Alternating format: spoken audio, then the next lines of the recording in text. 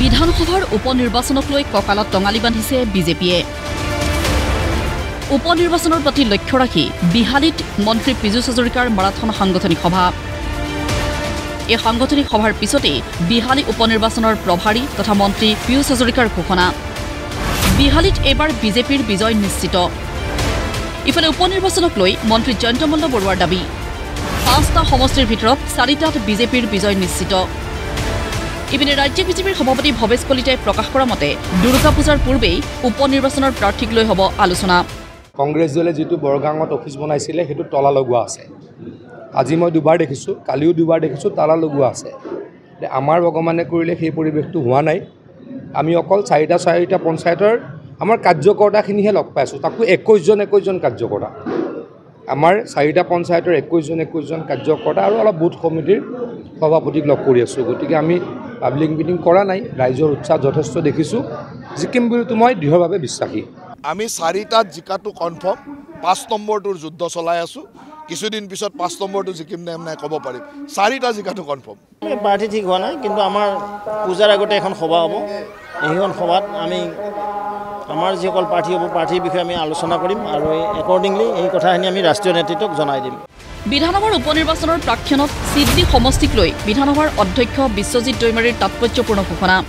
BJP কোনো তেনেকুৱা ধৰণৰ প্ৰত্যাহ্বান নহয় BTC এৰিয়াত, কাৰণ এতিয়া UPPL একেলগে আছে আৰু BPF UPPL মিলিলেতো আৰু আমাৰ কোনো নাথাকে। গতিকে তেওঁলোকে মিলাটোতো আমি বিচাৰোঁ, তেওঁলোকে মিলিলে ভাল ৰাজনীতিত, কিন্তু মিলাটোহে ডাঙৰ কথা।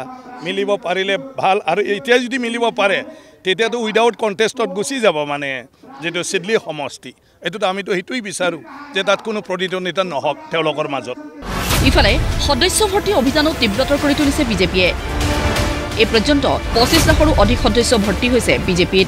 বৰাক ভেলী খুব ভাল আছে, আমাৰ গুৱাহাটীও ভাল আছে, সকলোতে ভাল আছে। ধুবুৰীত অকণমান বেয়া আছে আৰু BTCত অকণমান পিছ পৰি আছোঁ আমি। অহা সপ্তাহৰ পৰা BTCটো কাম কাজ ভালদৰে চলিব। এতিয়ালৈকে আমাৰ 25 লাখতকৈ অধিক, অৰ্থাৎ 25,65,000 কাৰ্যকৰ্তাই নতুনকৈ নৱীকৰণ হ'ল বা অন্তৰ্ভুক্তি হ'ল।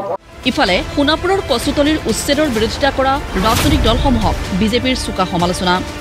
কংগ্ৰেছ দলে এই এনেকুৱা ধৰণৰ উচ্ছেদক বাধা দিয়ে। ভূমিপুত্ৰৰ বাসস্থান যি ট্ৰাইবেল বেল্ট এণ্ড ব্লক, সেই তাতে কংগ্ৰেছ দলে এই সন্দেহযুক্ত মানুহক আনি বহুৱাব খোজে। তেওঁলোকে আনি বহুৱাই, আৰু যদি আমি নিয়মৰে খেদি দিওঁ তেওঁলোকে বেআইনীভাৱে খেদা বুলি কয়, বলপূৰ্বকভাৱে খেদা বুলি কয়।